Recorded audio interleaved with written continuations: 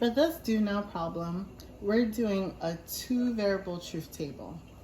That means that first I have to figure out, since I have two variables, that means that I'm gonna have a line for my letters and it's gonna be 4 rows, okay? Then I have to figure out how many columns. So I need a column for P, I need a column for Q, I need a column for not P, I need a column for not Q, I need a column for what's inside the parentheses,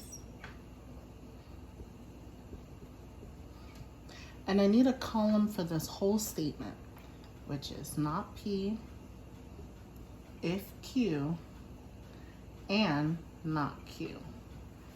Okay? Now that I have my columns, I have to deal with my rows. Since this is a two variable truth table, I have to do truth, truth, false, false for the first statement. Then I'm gonna do truth, false, truth, false for the second statement. Then, because I have not P, I'm gonna do the negation. So I'm gonna do false, false, truth, truth, which is the opposite, and the negation of Q, which is false, true, false, true.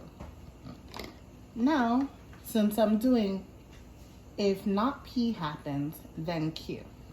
This is kind of confusing, so I'm gonna circle it. So I'm gonna do not P, then Q. I know that if the premise is false, but the conclusion is true, that means this whole statement is true. If both the premise and the conclusion is false, then this statement is true. I know that if the premise is true, the conclusion is true, then this is true. And if the premise is true, but the conclusion is false, this is false. Now, let's do our final statement. So I'm just looking at what's inside the parentheses, and this is a conjunction symbol.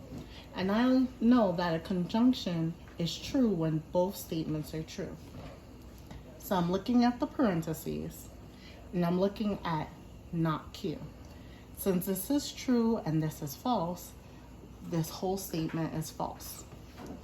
It's true and true. Since they're both true, this is true. This is true and false, so this is false. And this is false and true, so this is false. We're done.